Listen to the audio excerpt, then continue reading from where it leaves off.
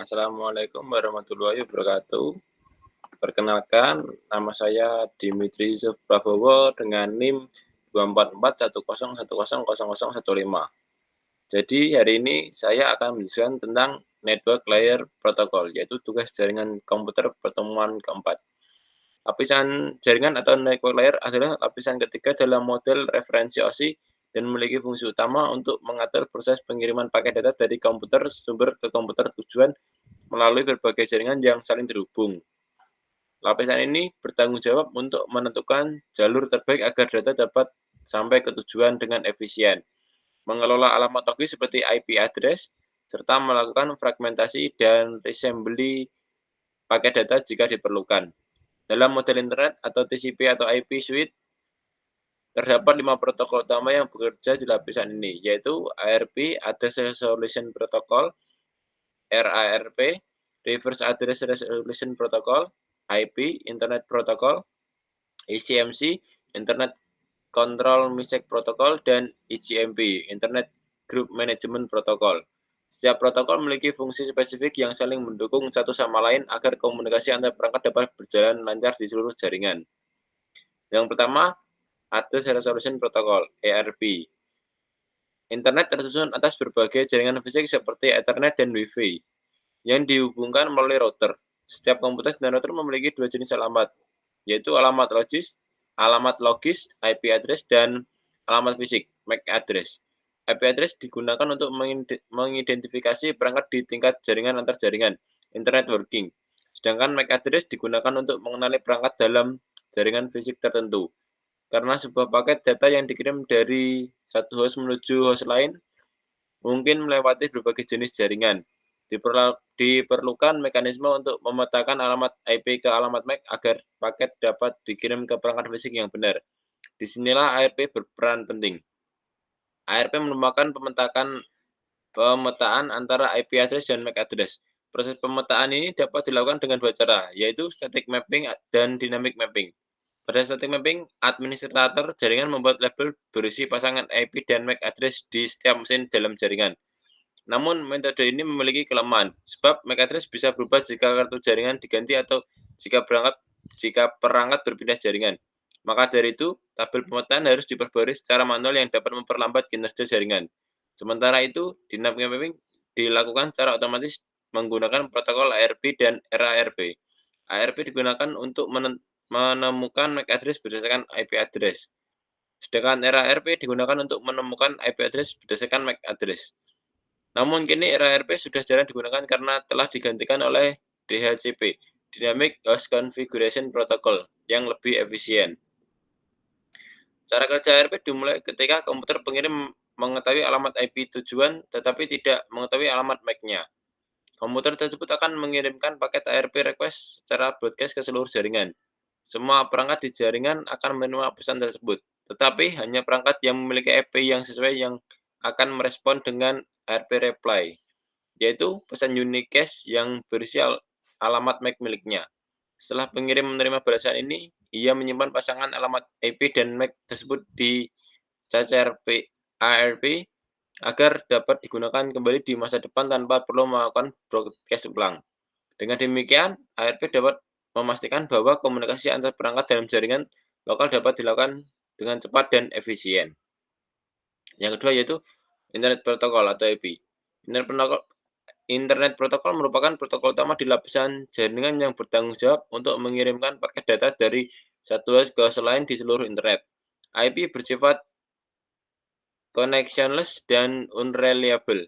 Connectionless berarti IP tidak memerlukan sesi koneksi terlebih dahulu antara pengirim dan penerima. Sedangkan unreliable berarti IP tidak menjamin bahwa paket akan tiba dengan selamat di tujuan. IP hanya memberikan layanan best effort delivery, artinya ia akan berusaha sebaik mungkin untuk mengirimkan paket. Namun jika terjadi kehilangan, kerusakan, atau keterlambatan paket, IP tidak memperbaikinya. Tanggung jawab untuk menjaga keandalan komunikasi berada pada protokol lapisan di atasnya, seperti TCP. Paket yang dikirim dengan IP disebut datagram. Datagram terdiri atas dua bagian, yaitu header dan data.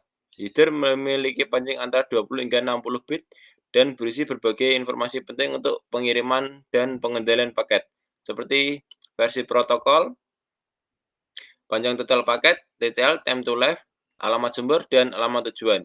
Beberapa field penting dalam fitur antara lain version, menunjukkan versi IP, misalnya 4 untuk IPv4 atau 6 untuk IPv6.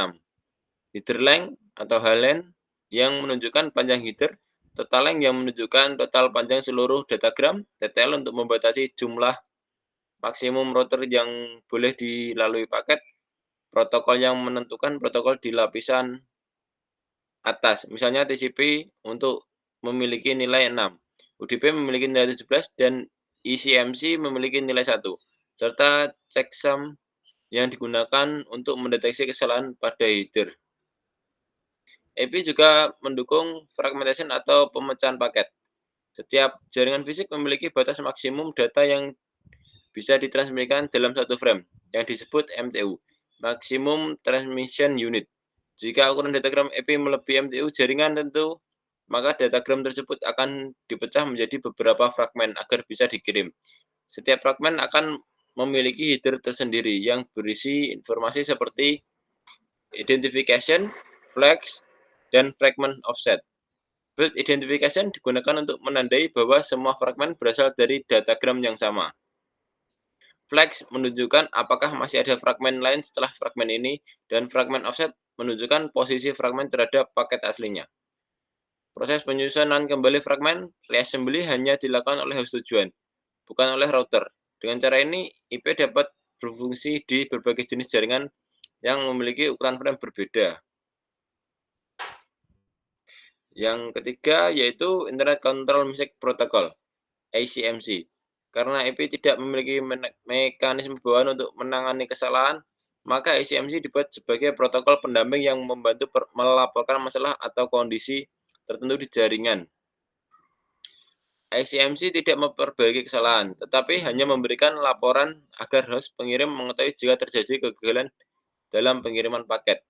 Misalnya, jika sebuah router tidak dapat menemukan rute ke tujuan, atau jika TTL sebuah paket mencapai 0, maka router tersebut akan mengirimkan pesan ICMC kembali ke pengirim untuk memberitahukan kondisi tersebut. ICMC termasuk dalam lapisan jaringan, seperti pesan ICMC dikirim dengan cara dienkapsulasi ke dalam datagram IP. Nilai field protokol dalam header IP untuk ICMC adalah 1. Pesan ICMC dibagi menjadi dua jenis utama, yaitu error reporting message dan query message. Pesan error reporting digunakan untuk melaporkan masalah yang terjadi dalam transmisi data, sementara query message digunakan untuk keperluan diagnostik dan manajemen jaringan. Pesan error reporting ICMC meliputi destination unreachable, jika router atau host tidak dapat mencapai tujuan, shortcoming, jika terjadi kemacetan dan pengiriman bisa memperlambat pengiriman, time exceeded,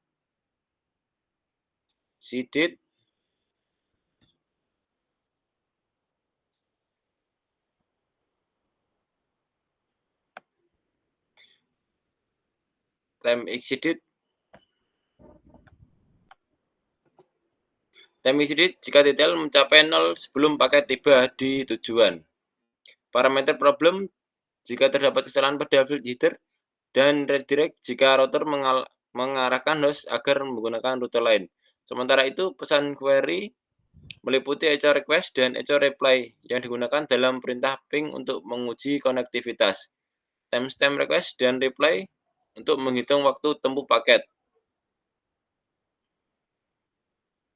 address mask request dan reply untuk mengetahui subnet mask jaringan, serta router solicitation dan advertisement untuk memeriksa ketersediaan rute dalam jaringan. ICMC sangat penting untuk memastikan jaringan beroperasi dengan baik, karena ia menyediakan cara standar bagi perangkat untuk saling berkomunikasi tentang kondisi jaringan dan kesalahan yang terjadi. Yang keempat, yaitu Internet Protocol versi 6, IPv6. IPv4 telah digunakan sejak tahun 1980-an. Namun, dengan pertumbuhan internet yang sangat pesat, berbagai kelemahan IPv4 mulai terasa. Beberapa kekurangan utama IPv4 antara lain adalah ruang alamat yang terbatas, hanya 32 bit, sehingga maksimum sekitar 4 miliar alamat unik. Kurangnya dukungan untuk keamanan seperti enkripsi dan autentikasi, serta tidak adanya dukungan untuk transmisi multimedia yang membutuhkan jaminan kualitas layanan atau QoS. Untuk mengatasi hal-hal tersebut, maka dikembangkanlah Internet Protocol versi 6 atau IPv6 yang juga dikenal sebagai IPNG, Internet Protocol Next Generation. IPv6 memiliki panjang alamat sebesar 128 bit, sehingga mampu menyediakan sekitar 3,4 kali 10 pangkat 38 alamat unik. Format header-nya disederhanakan agar proses routing menjadi lebih cepat, dan opsi-opsi tambahan dipindahkan ke extension header agar router tidak perlu memprosesnya kecuali diperlukan. IPv6 juga mendukung fitur keamanan bawaan berupa autentikasi dan enkripsi menggunakan IPsec, serta memiliki flow label untuk mendukung layanan real-time, seperti video dan audio streaming. Alamat IPv6 ditulis dalam bentuk hexadesimal dengan tanda titik dua colon notation.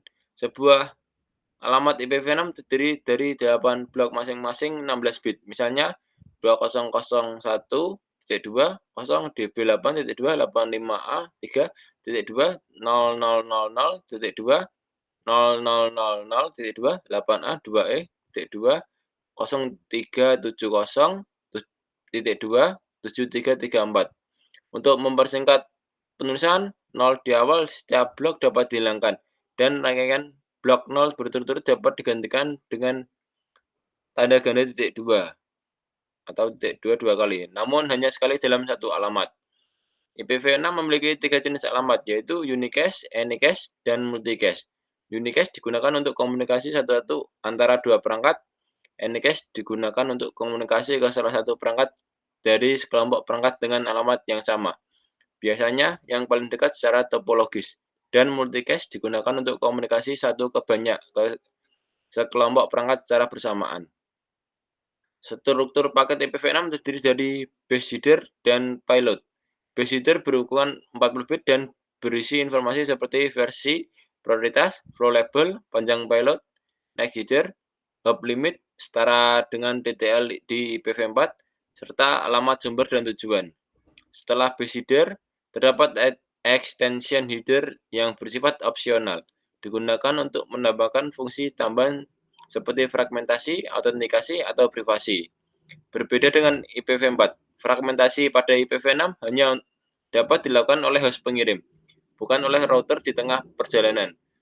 Untuk menentukan ukuran MTU terkecil di sepanjang rute, host menggunakan mekanisme Path MTU Discovery. IPv6 juga memperkenalkan versi baru di ICMC, yang disebut ICMC v6. Fungsi ICMC v6 serupa dengan ICMPv4, tetapi disesuaikan dengan mendukung IPv6 dan menggabungkan fungsi ARP dan IGMP yang sebelumnya terpisah. ARP dihapus karena sudah tidak diperlukan lagi.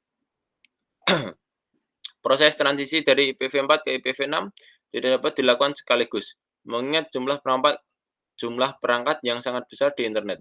Oleh karena itu, terdapat 3 strategi transisi yang diusulkan oleh IETF, yaitu dual stack, tunneling, dan header translation. Strategi dual stack memungkinkan perangkat menjalankan IPv4 dan IPv6 secara bersamaan, sehingga dapat berkomunikasi dengan sistem dari kedua versi tersebut. Strategi tunneling digunakan ketika paket IPv6 perlu dikirim melalui jaringan yang hanya mendukung IPv4. Dengan cara mengenkapsulasi paket IPv4 di dalam paket IPv4, sedangkan header translation digunakan ketika sistem pengirim menggunakan IPv6 tetapi penerima masih menggunakan IPv4, di mana format header diubah agar kompatibel dengan penerima. Kesimpulannya, lapisan jaringan yang berperan vital dalam memastikan komunikasi data antar komputer di seluruh dunia dapat berlangsung dengan efisien. ARP memastikan pemetaan antara alamat logis dan fisik. IP mengatur pengiriman paket antar jaringan.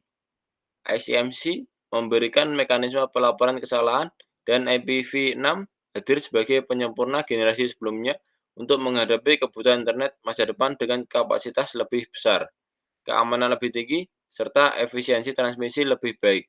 Semua protokol ini saling berinteraksi dan membentuk dasar bagi seluruh komunikasi yang terjadi di dunia digital modern. Sekian dari saya. Wassalamualaikum warahmatullahi wabarakatuh.